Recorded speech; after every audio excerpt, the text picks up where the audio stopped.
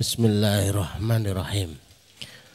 Assalamualaikum warahmatullahi wabarakatuh. Alhamdulillah. Nahmaduhu wa nasta'inuhu wa nastaghfiruh wa nastahdihi wa na'udzu billahi min syururi anfusina wa min sayyiati a'malina.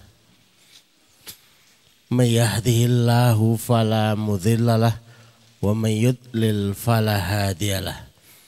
Nashhadu an la ilaha illallah wa nashhadu anna Muhammadan abduhu wa nabiyyuhu wa rasuluh. La nabiyya wa la rasula ba'dah. Allahumma shrah sudurana wa tazawwas an sayyiatina. Wahab lana fahmal anbiya wal mursalin. Wahab lana fahmas salafus salih. Allahumma anfa'na bima 'allamtana wa 'allimna ma yanfa'una wa zidna ilman wa na'udzu billahi min ahwali ahli nar. Allahumma la sahla illa ma ja'altahu sahla wa anta taj'alul hazna idza syi'ta sahla. Rabbi shrah li sadri wa yassir li amri wahlul 'uqdatam min lisani yafqahu qawli. Rabbi zidna ilma. Amma ba'd, Bapak, Ibu dan jamaah sekalian yang semoga dirahmati Allah, semoga dicintai oleh Allah Subhanahu wa taala, dan semoga diridhai oleh Allah Subhanahu wa taala. Berbahagia kita ketika kita itu masih diperdengarkan satu kalimat, dua kalimat yang itu menjadi petunjuk agar kita itu diselamatkan oleh Allah Subhanahu wa taala. Mereka yang keroyo-royo, penuh perjuangan, datang dengan motor, ada yang jalan kaki, ada yang naik angkot, betul-betul merasakan kelelahan, maka mendapat hiburan dari Rasulullah, fahuwa fi sabilillah. Baru kaki pertama keluar, sampai dia pulang lagi ke rumahnya itu dihitung fisabilillah. Padahal kalimat fisabilillah itu harganya itu harga istimewa, tidak sembarangan. Kita belum ngerti, tapi seorang Syekh Al-Burhani dari Syria itu bercerita yang menjadikan kita itu tambah yakin. Ketika beliau itu sebagai khufar, tukang gali kuburan. Ada dua kuburan yang ketika dimakamkan, dimasukkan di liang lahat, yang tertampak oleh mata itu berubah semuanya. Harusnya itu adalah pemakaman, tapi yang terlihat itu adalah seperti taman. Bingung dia. Ini ada apa? Apakah ini sebuah ilusi? Ataukah sebuah halusinasi? Ketika ada seorang ibu yang ziarah kubur. Ziarah kubur itu termasuk yang dibolehkan karena Rasulullah itu memerintahkan. Tapi itu diralat sebelumnya. Awalnya tidak boleh, terus kemudian dibolehkan. Melihat hasilnya dan dampaknya itu bisa zikrul maut dan zikrul akhirah, mengingatkan kepada kematian dan mengingatkan tentang akhiratnya. Ditanya, ibu itu makamnya siapa? Kok jenengan ziarah itu? Ini makam anak saya. Kalau yang sebelah sana itu kakaknya. Amalan apa yang membuatnya itu begitu terhormat sehingga ditampakkan oleh Allah melihatnya seperti taman, di mana orang lain nggak melihatnya. Maka ia cerita, anak saya itu thalibul ilmi. Bukan nyari ilmu. Lah kalau kakaknya itu bekerja tapi hasilnya untuk membiayai adiknya. Maknanya inilah kebahagiaan bagi para bapak dan ibu yang anaknya thalibul ilmi, belajar ilmu di pondok. Ternyata bapak dan ibunya itu ya berjerih payah. Bagaimana mendapatkan harta untuk membiayai anak-anaknya. Karena ini adalah kabar Rasulullah, maka sebenar pada kabar yang diberitakan pada hadis yang lain, man salaka thoriqon, siapa yang menempuh jalan, dia berada pada rute, yaltamisu fihi ilman, untuk berupaya berjuang mendapatkan ilmu, maka statusnya itu bukan sembarangan. Sekalipun nampaknya ya duduk di kursi, suguhannya ya cuma soto, itu yang tertampak mata. Tapi yang dilihat oleh hati, fahuwa fi sabilillah. Fahuwa fi sabilillah. Sahalallahu lahu bihi thoriqon ila jannah. Sesungguhnya yang difahami oleh hati, karena kita tahu datang di majelis ilmu jadi ngerti. Yang terlihat oleh mata itu hanya begini saja. Tapi sesungguhnya itu adalah proses untuk dimudahkan jalan, langkah, rute menuju surganya Allah. Maka yang kita lihat dan yang kita harus jaga, kita pupuk, kita rawat, rasa-rasa yang dihadirkan oleh hadis Rasulullah Sallallahu Alaihi Wasallam. Mungkin tidak menyenangkan, temannya sedikit, isinya itu saja. Terus dapat suguhan cuma begitu-begitu saja. Itu yang nampak di depan mata. Maka berusahalah untuk melihat dengan hati, melihat dengan basiroh, melihat dengan lebih mengetahui lagi dengan ilmunya Allah Azza wa Jalla. Baik dengan melihat dengan ilmu Quran ataupun dengan hadis Rasulullah, sehingga yang tampak bentuk-bentuk keimanan, amalan-amalan yang ditunjukkan atas dasar keimanan itu terasa manis. Sampai disebutkan itu seperti merasakan buah halawatul iman. Merasakan bentuk-bentuk amal yang melelahkan, yang bikin kita enggak betah, tapi justru dirasakan itu seperti mengupas mangga, seperti lagi makan rambutan, seperti menikmati durian. Bahasa halawah itu adalah bahasa balaghah, agar daya tariknya tersendiri muncul pada hati seseorang. Bapak Ibu yang dirahmati Allah, materi kita masih Formula 12 dan sampai kepada silaturahim. Di mana letak hebatnya? Kok dijadikan itu Formula 12? Dari gambarnya sudah kelihatan. Enggak tahu itu yang gambar. Kok digambarkan seperti pembalap?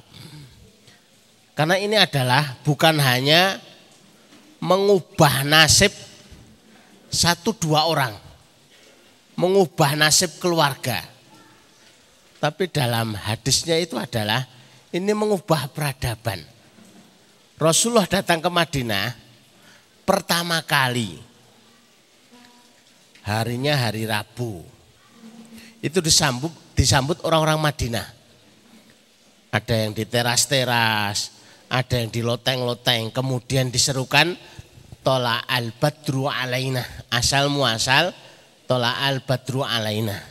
Itu bukan karya tulisan di Barjanji aja. Itu asal perbuatan kaum Ansor menyambut Rasulullah.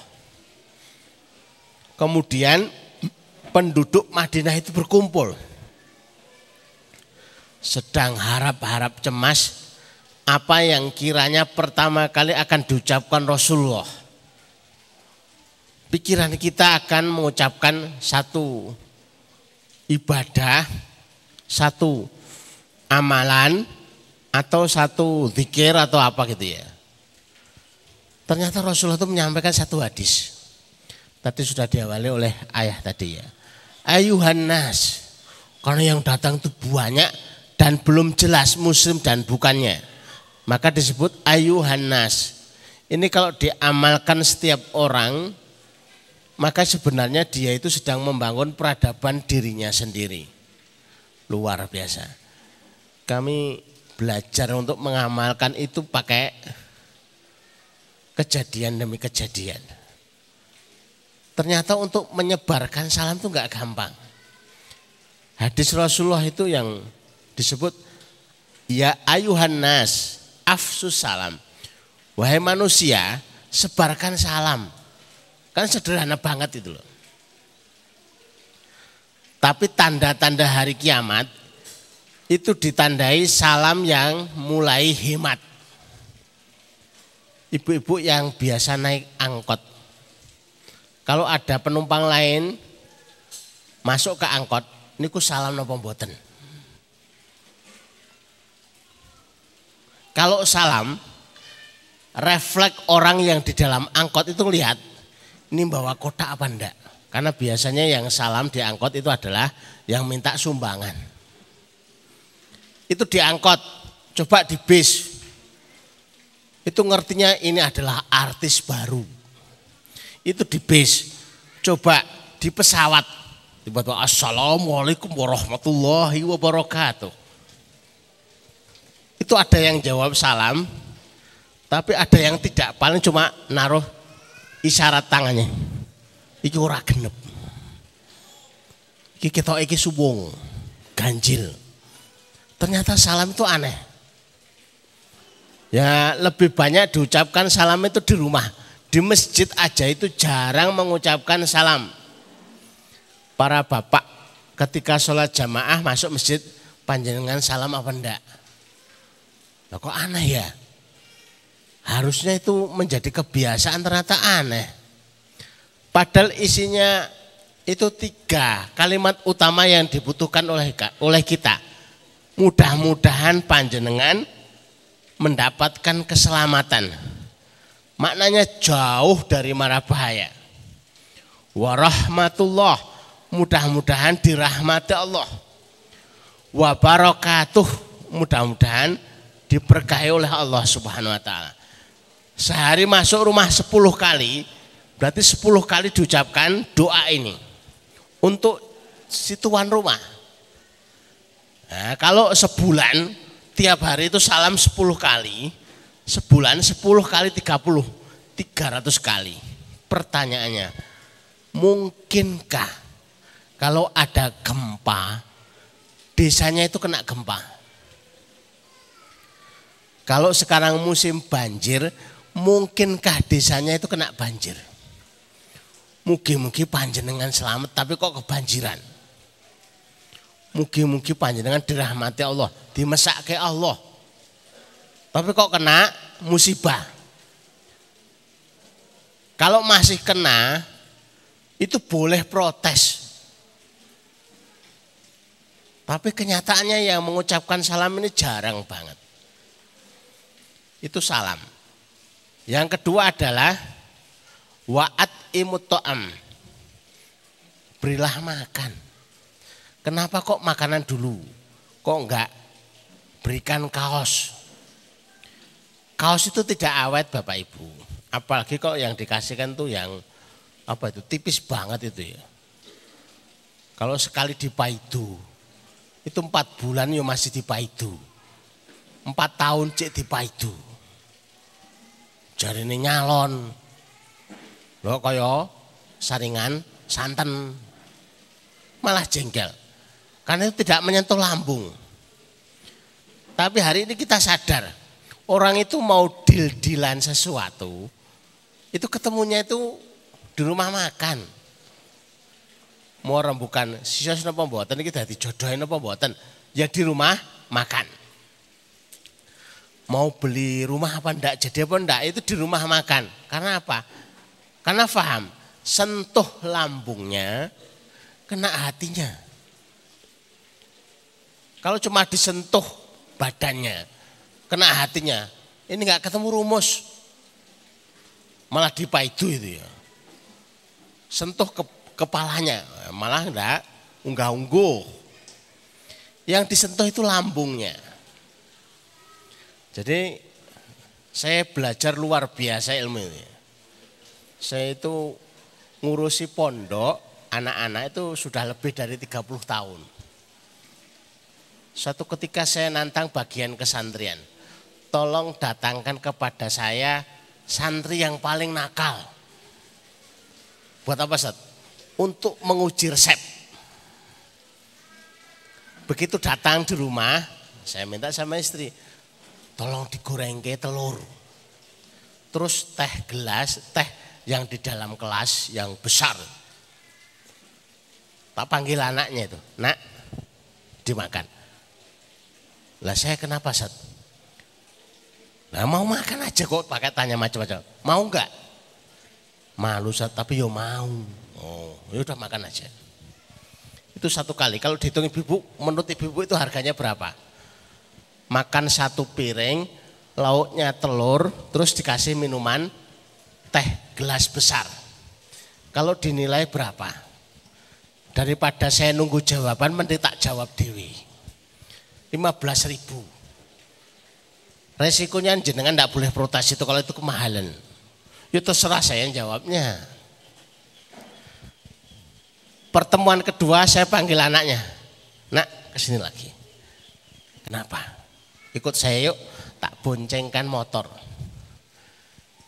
Beli mie ayam sama es teh. Sak kerupuke. Mau makan. Wah enggak enak, Ustaz. Mie ayam kamu bilang enggak enak. Tak ketak kamu. Maksudnya kok saya lagi yang diajak.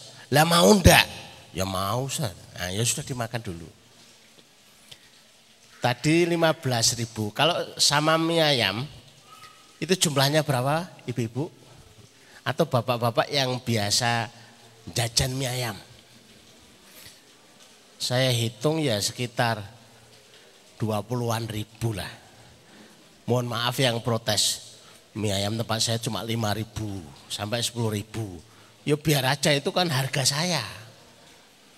Saya panggil yang ketiga itu habis pulang pengajian. Saya belikan martabak spesial. Tak panggil anaknya. Saya lagi, Ustaz. Lah kenapa? Enggak enak. Martabak kamu bilang enggak enak. Lah kok saya lagi, Ustaz? Lah kamu mau ndak?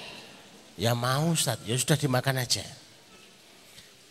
Baru 4 kali saya panggil secara khusus. Saya dengar kamu melanggar banyak di kesantrian. Iya, sambil tertunduk itu nangis itu. Berhenti ya nak, melanggarnya sudah selesai. Kalau kamu itu melanggar, kamu itu durhaka kepada bapak ibumu. Salahnya apa bapak ibumu? Kok sampai mereka ikut-ikutan sedih dengan kamu? Yang kedua, kamu durhaka kepada ustadz-ustadz itu. Ustadz-ustadz itu dibayar juga enggak banyak. Harus ngawasi 24 jam. Ini dosanya apa kalau harus menanggung dosa itu? Kamu sembuh ya nak, insya Allah. Santri itu dari Wonogiri. Sekarang sudah kerja di barbershop, malah punya sendiri. Sembuh. Saya hitung pakai kalkulator, ternyata butuh biaya sekitar 50.000. Kalau bapak-bapak ditanyakan, panjenengan mau nasihati anak atau bayar 50.000? Kalau saya pikir kayaknya jenengan sepakat dengan saya. Lu enak bayar 50.000. nasihati anak iso nganti ubanan lho. Sampai rambutnya putih lho, ora manut. Diomongi wangel. Saya baru paham hadis Rasulullah ini. Sentuh lambungnya. Jadi sebelum nasihati banyak, dikenyangi perutnya. Baru hatinya itu kena. Maka kalau anak itu lapar dinasihati itu logikanya nggak masuk. Karena logistik itu mempengaruhi logika. Sehingga kalau logistiknya itu kurang, logikanya jadi goblok gitu loh. Ki ora pinter ramu dengan ki nyapo. Ternyata luwe. Tapi kalau dibuat kenyang dulu, wis diseneni sak karepe, itu semanut wae. Jadi ibu-ibu, bapak-bapak yang dirahmati Allah, itu hasil perenungan satu hadis ternyata hasilnya luar biasa. Yang ketiga itu wasilul arham, sambung silaturahim. Ini yang melakukan secara khusus itu Nabiullah Syuaib. Kaum Nabi Syuaib itu berombongan untuk mencelakai Nabi Syuaib. Tapi ternyata laula rahtuka, kalau bukan karena kerabatmu yang akan membelamu, karena mau diusir, mau dicelakai, larojamnaka, kamu akan kami rajam. Tapi karena Nabi Syuaib itu paling bagus untuk urusan silaturahimnya. Saya awal mengamalkan silaturahim itu minta kepada teman itu tolong saya dicarikan kontrakan baru. Syaratnya adalah dia nggak kenal saya, tetangga-tetangganya itu nggak kenal saya juga nggak kenal dia. Lah buat apa Ustaz? Membuktikan hadis.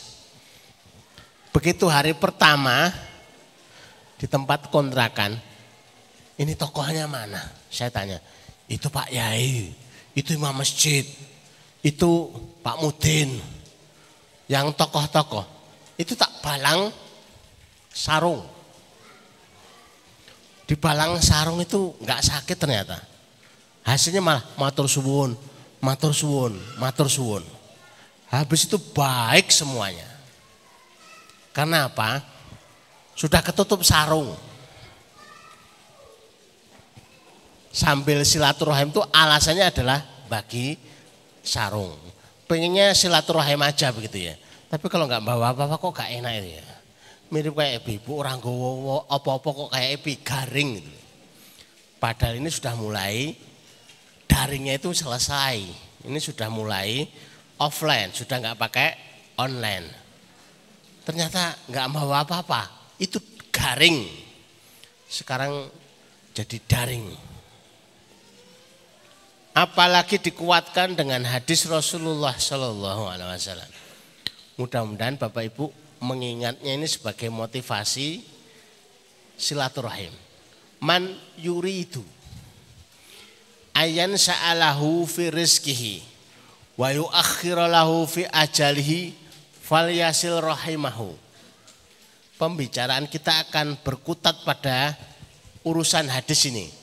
Siapa yang ingin diluaskan rezekinya, panjenengan sudah banyak silaturahim, kok rezekinya enggak luas,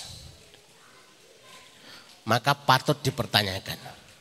Tanda orang enggak silaturahim itu mudah diketahui. Kalau dia itu bertanya, aku kok ngomong apa? Itu tandanya kurang silaturahim. Aku kok ngomong apa? Itu tandanya dia enggak silaturahim. Orang yang biasa silaturahim asal datang saja, jam 6 datang. Nanti enggak usah ngomong apa-apa, sudah ditanya sama yang disilaturahimi. Jam 6 kok teko? Sudah sarapan? Belum.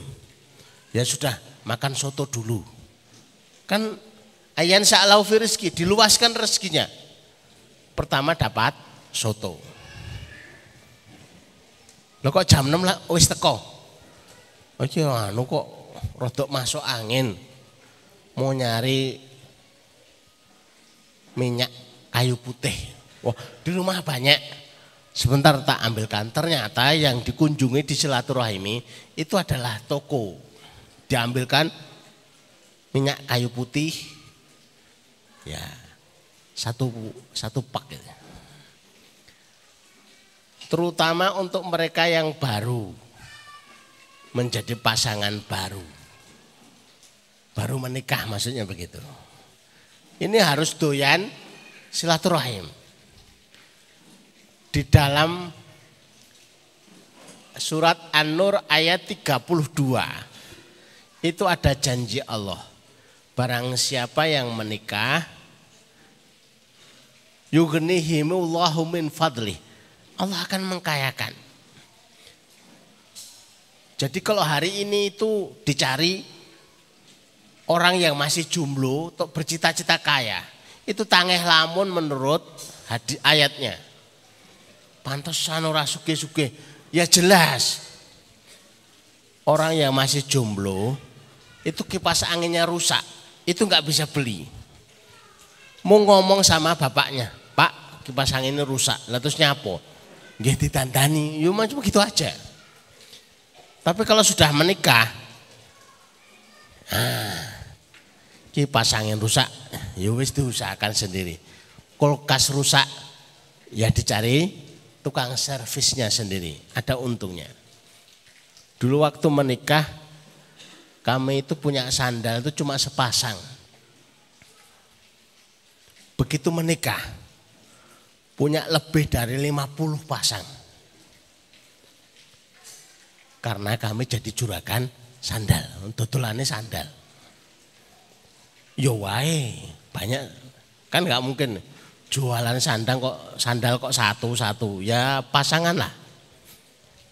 Waktu belum menikah, sarung tuh paling cuma 1, 2. Begitu menikah, punya sarung tuh sak kodi.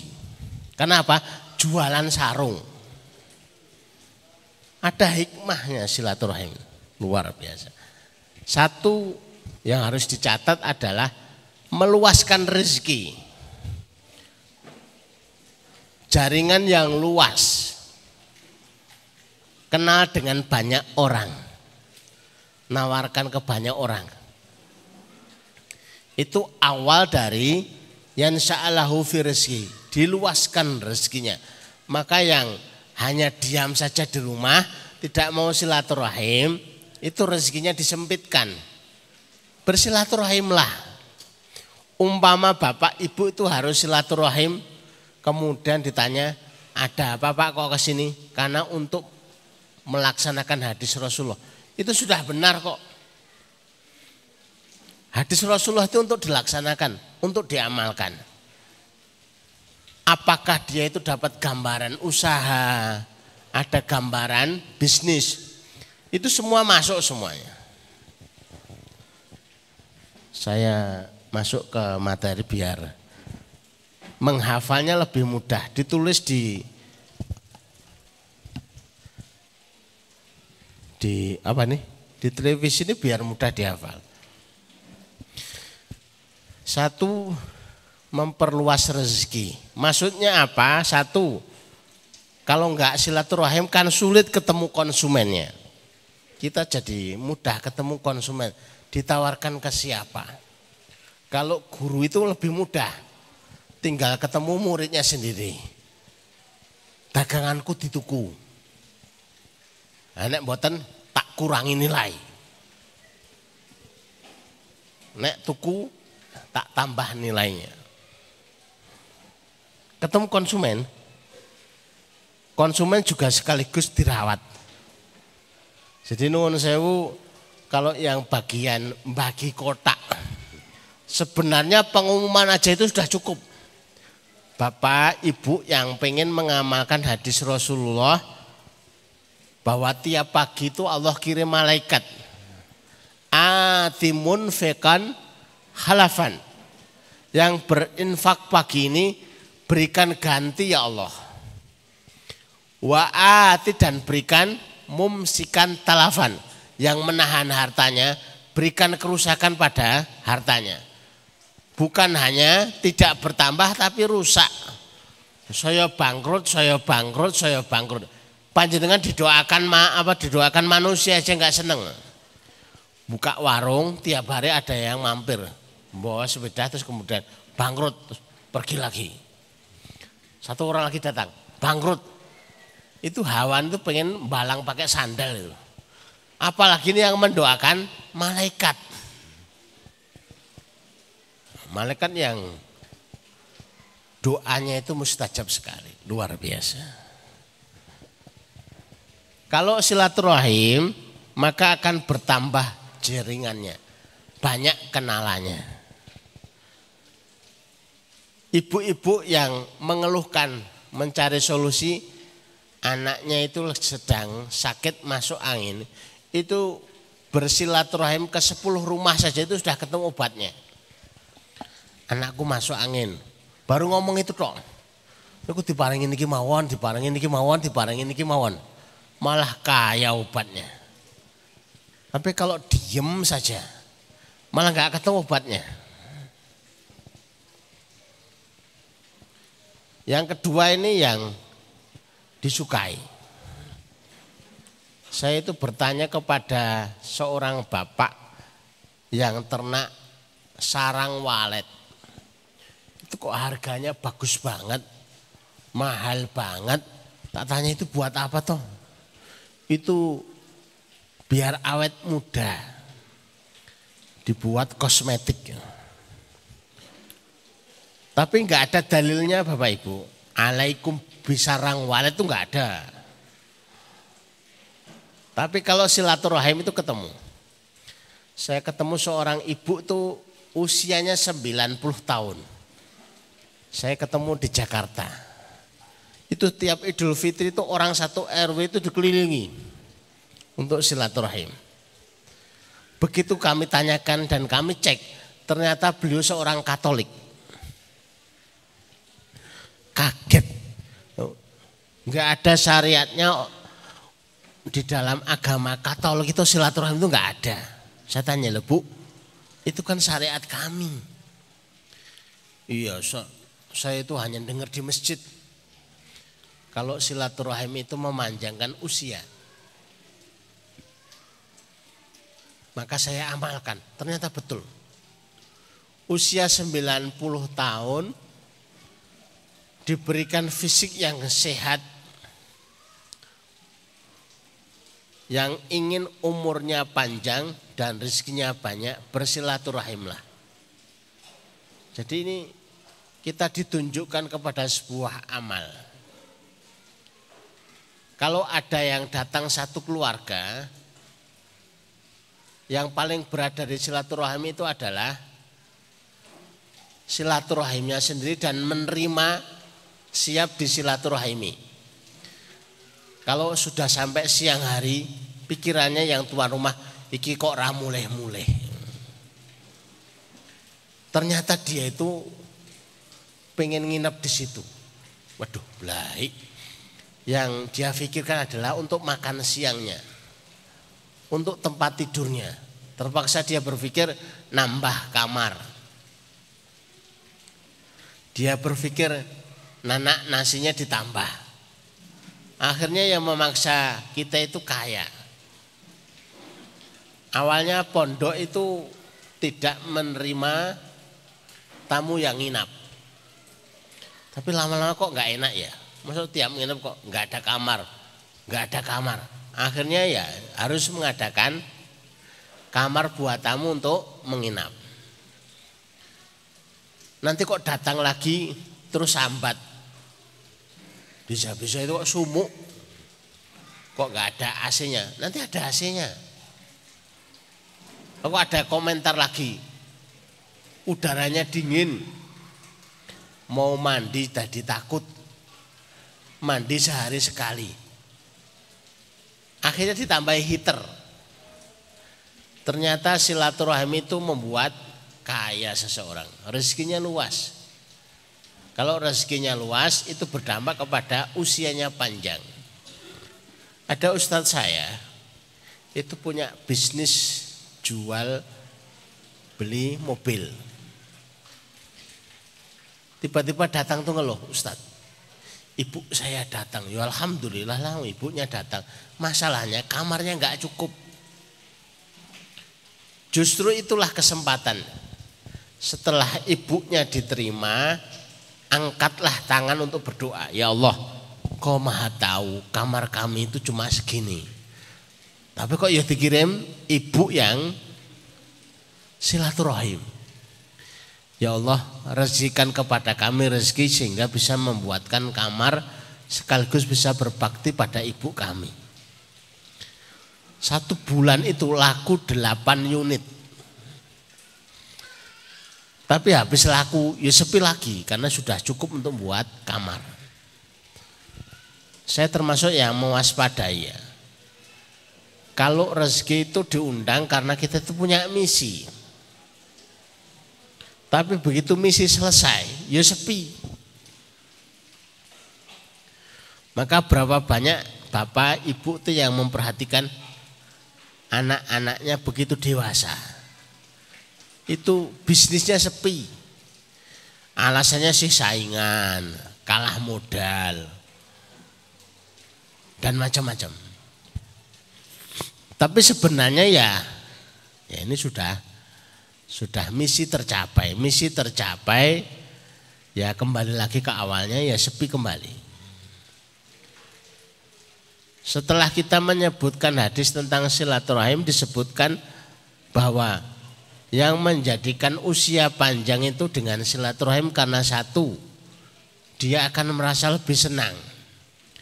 Orang yang lebih senang dalam hari-harinya itu usianya lebih panjang. Memang usia itu ada yang ngatur yaitu Allah Azza wa Jalla. Tapi kalau dalam suasana senang terus itu terawat. Yang kedua, lebih ketemu solusi.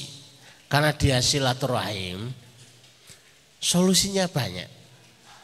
Mau kesulitan A, kesulitan B, itu ada solusinya semuanya.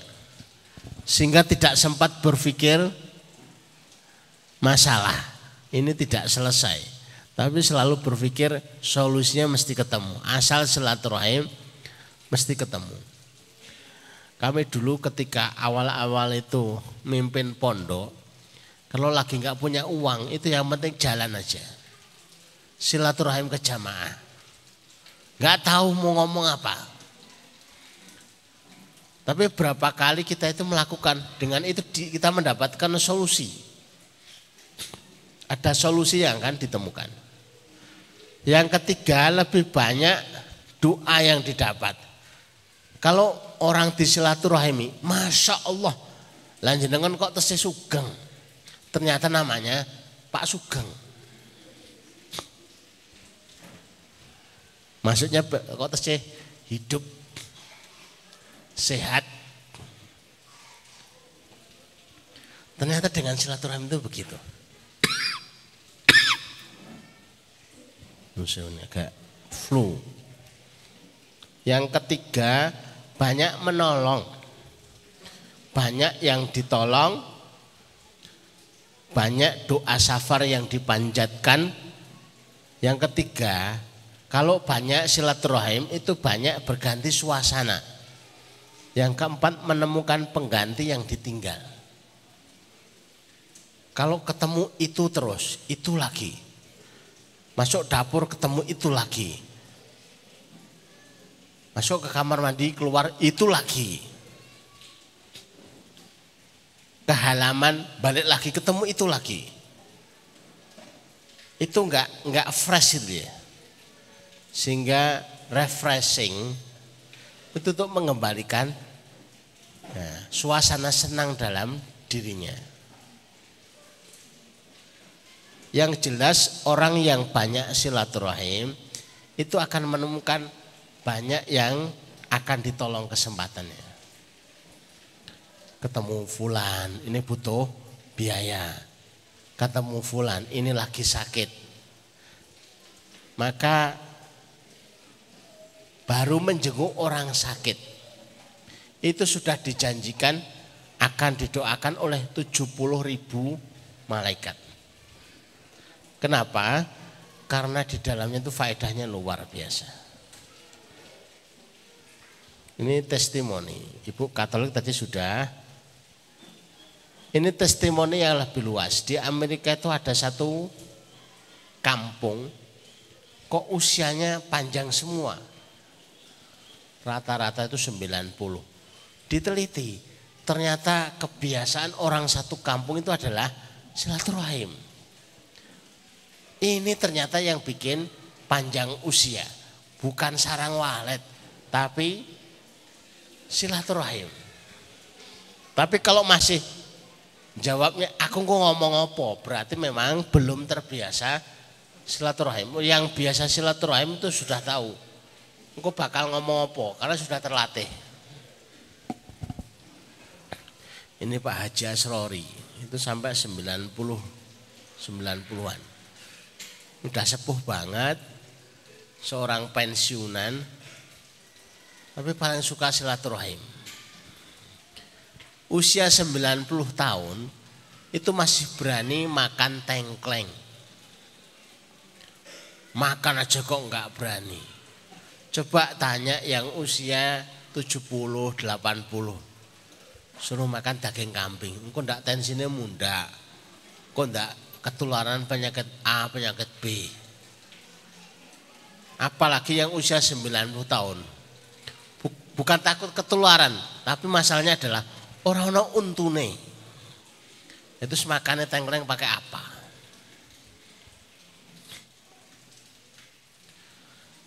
Dan bisa disaksikan orang yang silaturahim itu tampak lebih muda. Panjenengan lihat saja. Ini kelihatannya kok usianya masih 40 tahun, 50 tahun. Ternyata usianya sudah 70 tahun, 80 tahun. Kok tampak muda? Dari mana keberkahan hidup itu menjadi lebih muda? Karena mengamalkan hadis Rasulullah Shallallahu Alaihi Wasallam. Kalau bapak ibu itu butuh alasan silaturahim, padahal kita itu mengaji itu sudah dengan alasan yang cukup. Yang pertama adalah untuk penguatan nikmat yang ada pada kita. Awalnya kita nggak ngerti. Kalau kita itu sudah disehatkan 20 tahun ke ora tau loro. Tapi gara-gara ada yang alhamdulillah panjenengan masih diparingi sehat. Oh, ternyata ada yang memperhatikan dengan mengingatkan. Sekaligus kita bisa melihat keadaan. Loh, sekarang kok berubah? Kayaknya dulu rumahnya sebelah sana, sekarang kok sebelah sini. Dengan rasa senang diingatkan, suasananya sudah berubah. Surat Ar-Rahman itu untuk mengikat nikmat. Karena di dalamnya ada fabi ayyi ala'i rabbikuma tukadziban. Nikmat mana lagi yang didustakan? Dikuatkan kita itu terhadap nikmat. Nek arep kufur nikmat, wong memang sudah didapatkan terlalu banyak. Alasan selanjutnya silaturahim kita bisa bersedekah. Ternyata Senin klambine podo, Senin ya kuning, Selasa ya kuning, Rebo ya kuning, Kamis ya kuning. Akhirnya kita tanya, Mbah Nun Sewu, jenengan itu atau apakah fanatik dengan warna kuning? Apakah jenengan itu ikut partai tertentu? Ikut Golkar atau gimana? Boten. Lah kok pakaiannya kok kuning? Lah duwene ya iki. Akhirnya dia berdiri minta izin kepada takmir, Nun Sewu semuanya kalau bisa besok sholat subuh bawa uang 1000. Dikumpulkan. Ternyata yang hadir itu ada 50 orang. 50.000 secara ringan. Wong 1000 kok bisa nulung belikan baju. Dikumpulkan 50.000 itu jadi ide untuk membelikan baju baru bagi Mbak Eniku. Yang selanjutnya alasan yang keempat adalah untuk mencarikan solusi. apakah itu solusi kehidupan, termasuk solusi jodoh. Jenengan kok ora nikah-nikah napa to Mas? Dereng angsal jodoh. Wah. Saya punya ponakan. Saya punya cucu. Sebenarnya dia sudah tahu itu. Tapi ditunjukkan itu keponakan saya. Wah, nek mbah iki rajin kok ngene mesti putune ya rajin. Akhirnya dia lebih tertarik. Akhirnya terjadilah proses perjodohan. Itu sebuah alasan tersendiri.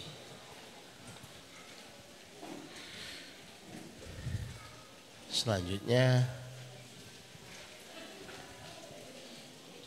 wah alhamdulillah sudah selesai. Alhamdulillah Bapak Ibu yang dirahmati Allah, alasan kita tentang silaturahim termasuk hikmahnya sudah kita dapatkan. Sekalipun panjenengan juga ngempet gitu ya, saya juga ngempetnya itu iki durpase kapan gitu.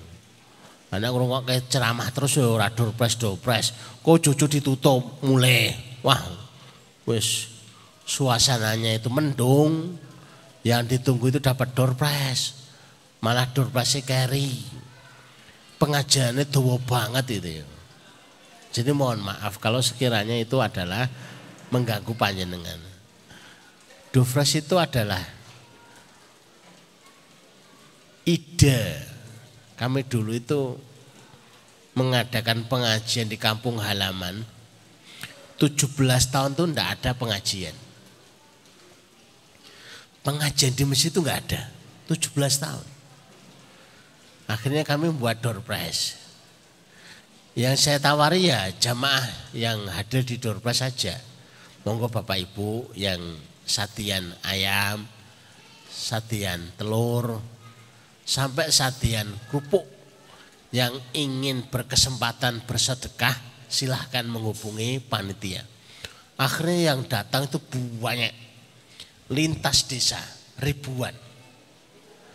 Karena doorpress itu yang terkumpul itu sampai nominalnya itu 10 jutaan. Tapi di antara semua doorpress saya belum ketemu di sini ada. Di sana enggak laris, di sini saya khawatir juga enggak laris. Itu bidan yang menawarkan pemeriksaan hamil gratis. Itu sepi. Ini kalau ditawarkan di sini kayaknya ya husnudon saya kayaknya sepi lagi gitu. Akhirnya enggak diumumkan. Nah ibu-ibu itu cemas kalau diumumkan. Waduh, jadi konangan hamil, tambah tanggungan dan lain sebagainya.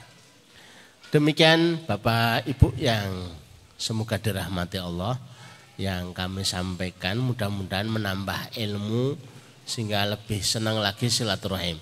Sama-sama silaturahim, istilah silaturahim kemudian itu di masyarakat menjadi silaturahim ya. Harusnya itu silaturahmi. Jadi yang ditujukan pertama kali itu adalah mereka yang terhubung dengan rahim. Ya, keponakan, sepupu, Pak Le, Pak D atau kerabat yang masih itu yang harus dirawat. Jangan sampai seperti kami alami itu ya. Komunikasi di Facebook. Menawarkan kuda. Ternyata yang beli itu enggak tahunya adalah sepupu sendiri. Lebih parah lagi, rumahnya belakang rumah. Tapi enggak tahu. Oh ngerti yang ngono. Tapi hari ini karena dibatasi ya. Dunia medsos itu lebih dikenal daripada dunia offline langsung. Jadi ya dampaknya jadi kurang bagus juga.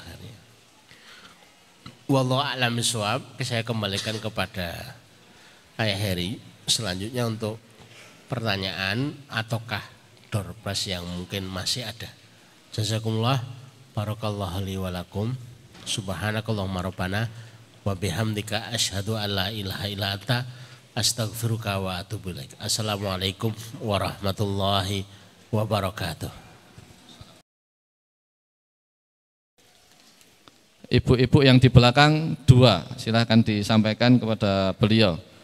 Ada pertanyaan dari panjenengan yang ditulis di dalam sebuah kertas. Bismillah. Assalamualaikum warahmatullahi wabarakatuh. Maaf Ustadz, mohon pencerahan. Saya ibu dari 5 anak Ustadz. Saya punya suami tapi seperti tidak punya kehidupan harian. Saya harus berpikir bagaimana supaya cukup. Pertanyaan saya, 1, bagaimana syariatnya seorang pria atau laki-laki dalam menafkahi keluarganya? 2, bagaimana dosakah seorang wanita yang meminta berpisah dari suaminya? Wassalamualaikum. Ya, 2 pertanyaan. Ini kalau pertanyaan berarti urusannya sama Kiai, sama Ustadz Umar Faqihuddin. Ustadz, ada 2 pertanyaan. Ada 2 pertanyaan Ustadz. Nah, ini mohon untuk diberikan pencerahan seorang ibu-ibu yang saya rahasiakan namanya. Kalau di sini ada namanya, ya. Tapi saya rahasiakan namanya supaya pencerahan itu untuk kita semua. Barangkali akan menjadi ilmu bagi kita semua. Barangkali ada saudara-saudara kita yang menjumpai situasi dan kasus yang sama. Mudah-mudahan kita ketika mendapati itu mungkin bisa memberikan saran, masukan atau nasihat agar bermanfaat bagi hadirnya solusi atas beliau. Ini pertanyaannya Ustaz. Bagaimana syariatnya seorang pria atau laki-laki dalam rumah tangga dalam menafkahi keluarganya? 1. Yang kedua, bagaimana dosakah seorang wanita yang meminta berpisah dari suaminya? Ini kisah seorang ibu-ibu yang merasa suaminya tidak menjalankan peran dan fungsinya sebagai seorang suami, wabil khusus kaitan dengan menafkahi lahir, menafkahi harta dan sebagainya, sehingga beliau harus bersusah payah untuk menafkahi keluarganya seperti itu.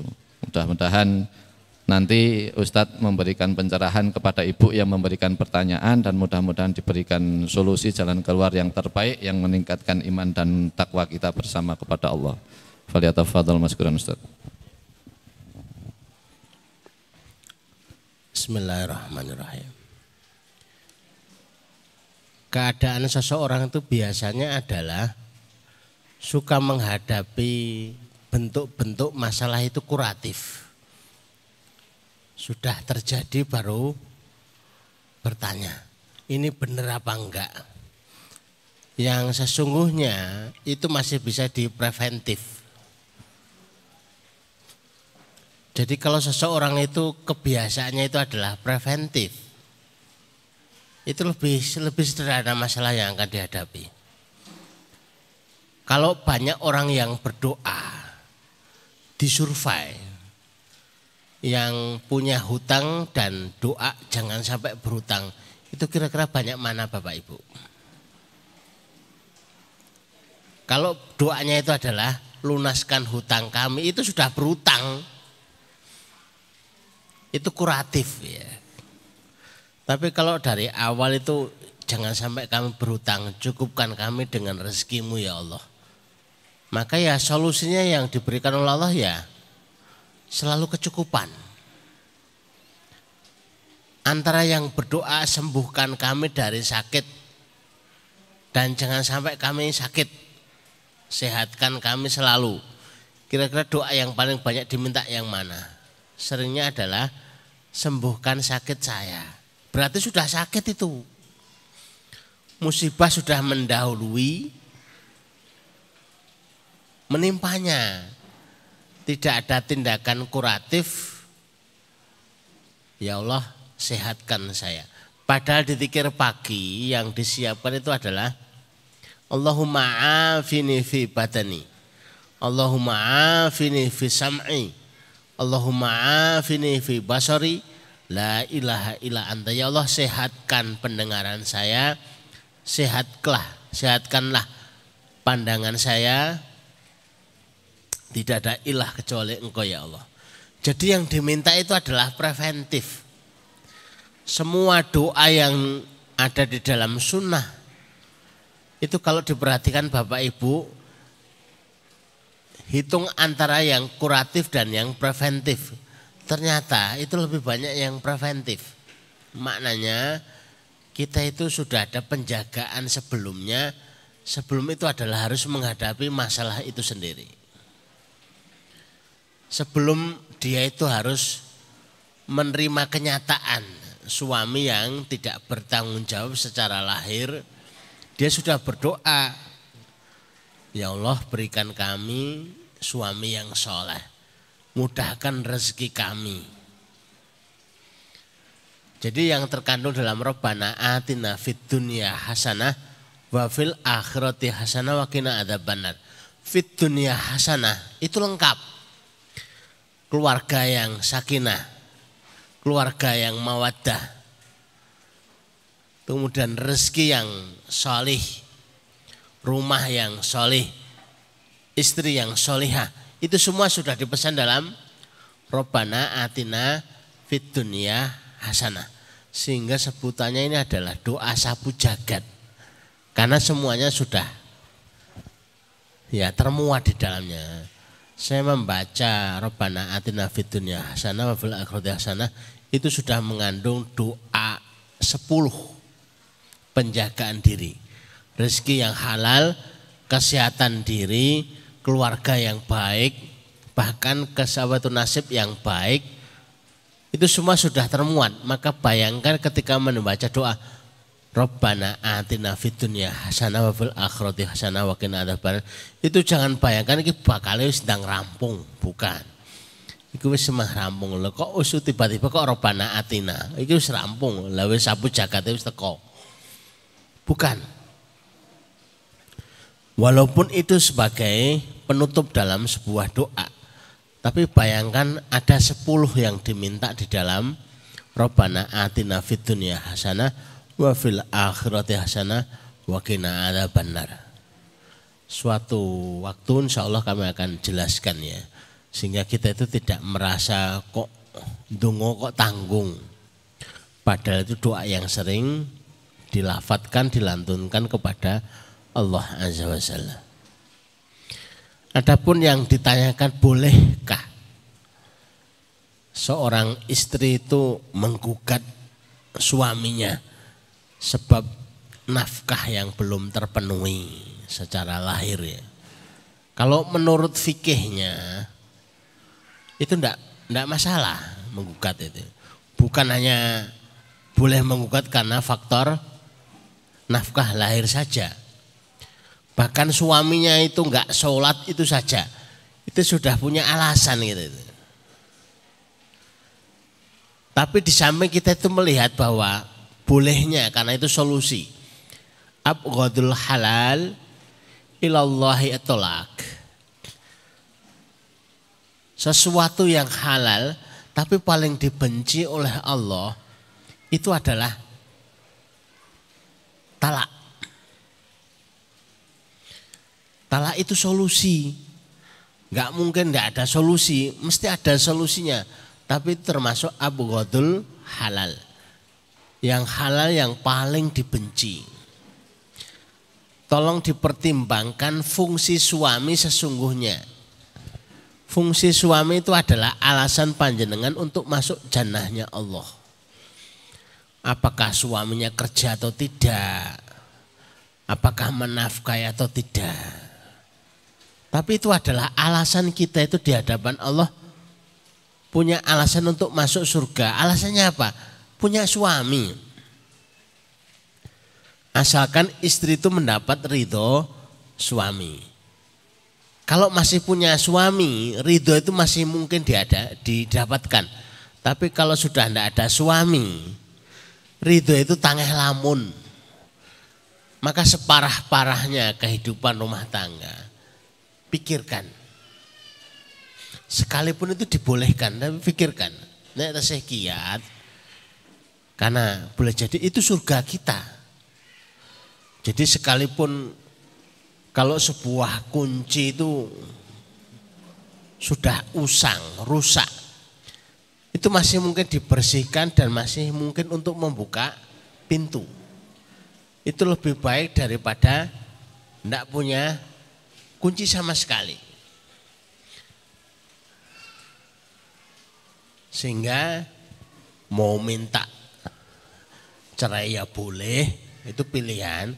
Tapi kalau saran saya ya secara maknawi fungsi suami itu adalah kunci surganya. Untuk masuk surga itu jauh lebih mudah. Tapi jarang sekali yang kemudian itu menjadi alasan di hadapan Allah. Kalau masalahnya rezeki, ya Allah mudahkan rezeki suami kami, mudahkan rezeki kami. Mudahkan semudah-mudahnya. Jadikan menjadi seorang mukmin yang benar-benar mukmin. Jadi kita semua itu masih dibekali doa. Kenapa harus menyerah dalam keadaan yang sudah ada? Saya lebih menyarankan yang ini gitu loh ya, daripada menuntut yang tidak ya. Tapi sekalipun itu dibolehkan, kalau masih bisa ditempuh dengan doa. Jangan sampai kita itu berputus asa dengan doa kita. Kondisi kita itu belum pada kondisi terburuk. Sementara setan itu kondisinya sudah buruk, terkutuk lagi. Ada enggak yang lebih terkutuk daripada setan? Enggak ada. Tapi setan itu masih pede. Minta kepada Allah diberikan tangguh hidup. Ini permintaan yang tangeh lamun. Minta hidup sampai hari kiamat. Robbi angzirni ila yaumi yub'atsun. Ya Allah berikan kami tangguh hidup sampai hari dibangkitkan. Harusnya dengan dicap sebagai terkutuk. Itu enggak dikabulkan. Tapi ternyata innaka minal mudhorin, engkau masih dikabulkan permintaanmu.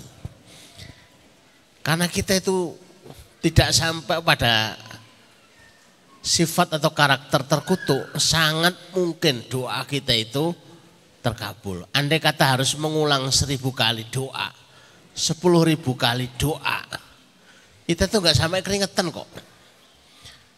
Yang sering terjadi adalah nasib anak-anak yang kurang doa, suami-suami yang kurang doa, dituntut, ditunggu, diharapkan, tapi kurang doa.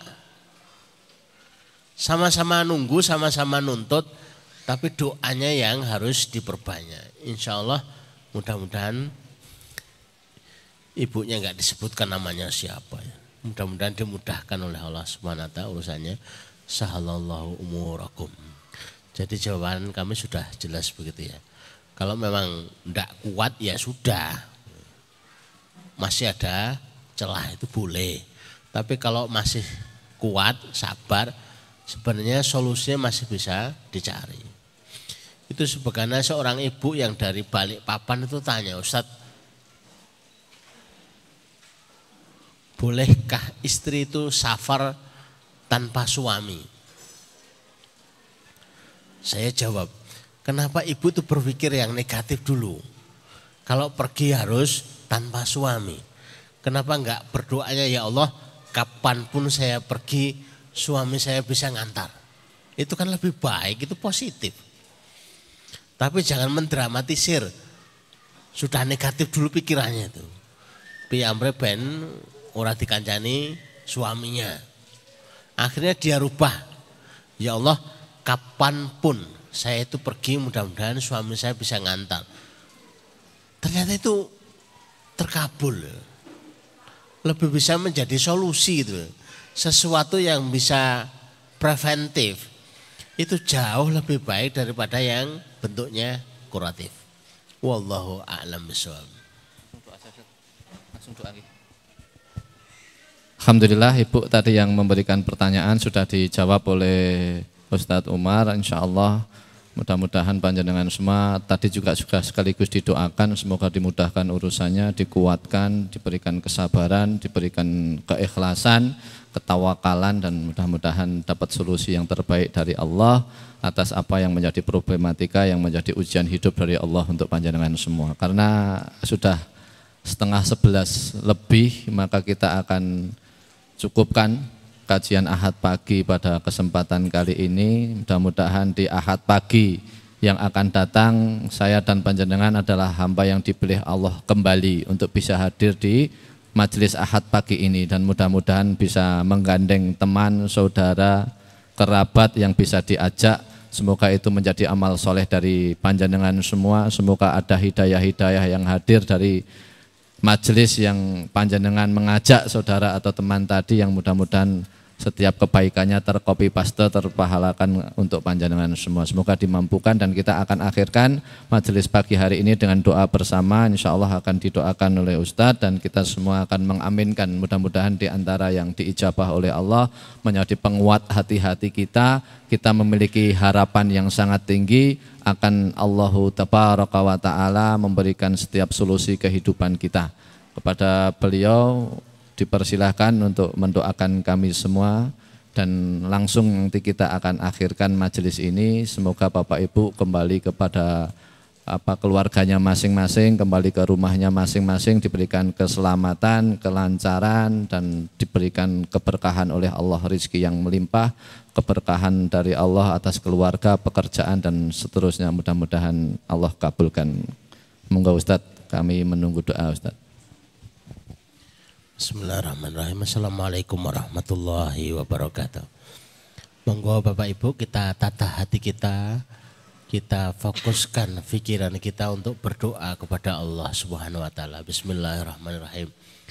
Allahumma shalli ala Muhammad wa ala ali Muhammad kama shallaita ala Ibrahim wa ala ali Ibrahim innaka Hamidum Majid.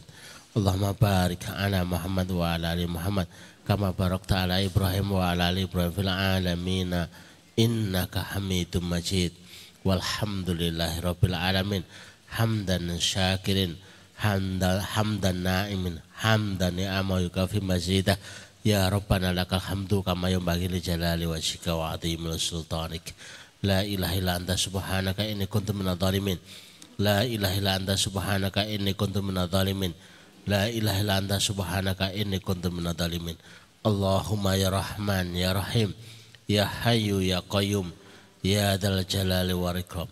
Allahumma ya Rahman ya Rahim, ya Hayyu ya Qayyum, ya Dzal Jalali wal Ikram.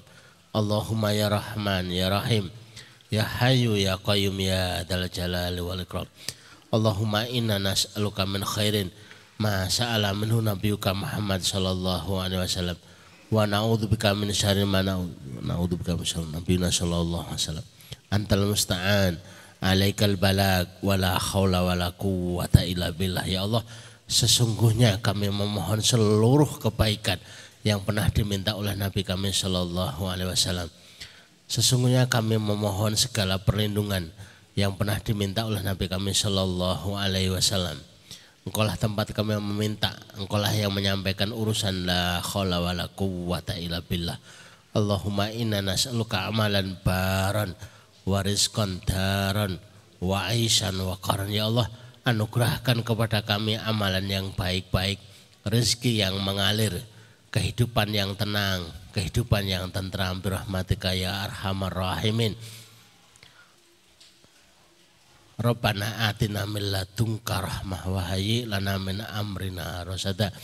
Rabbana atina min ladunka rahmah wa hayyi lana min amrina rasada. Rabbana atina min ladunka rahmah wa hayyi lana min amrina rasada. Allahumma kfina bihalalika an haramika wa aqdina bifadlika amman siwaka. Ya Allah, cukupkan kami dengan rezekimu yang halal sehingga kami tidak butuh kepada selainnya. Ya Allah, kayakan kami dengan anugerahmu sehingga kami tidak butuh kepada selainmu, birahmatika ya arhamar rahimin. Allahumma tib hammana, Allahumma tib hammana, Allahumma tib hammana. Ya Allah, angkatlah masalah-masalah kami. Ya Allah, urailah problematika kami, ya arhamar rahimin. Rabbana atina fid dunya hasanah wa fil akhirati hasanah wa qina adzabannar wa qina adzabannar wa qina adzabannar wa sallallahu ala Muhammadin wa ala alihi wa sahbihi wasallam. Subhana rabbika rabbil izzati amma yasifun wa salamun alal mursalin walhamdulillahi rabbil alamin. Aku qouli hadza nastaghfirullah li wa lakum. Assalamualaikum warahmatullahi wabarakatuh.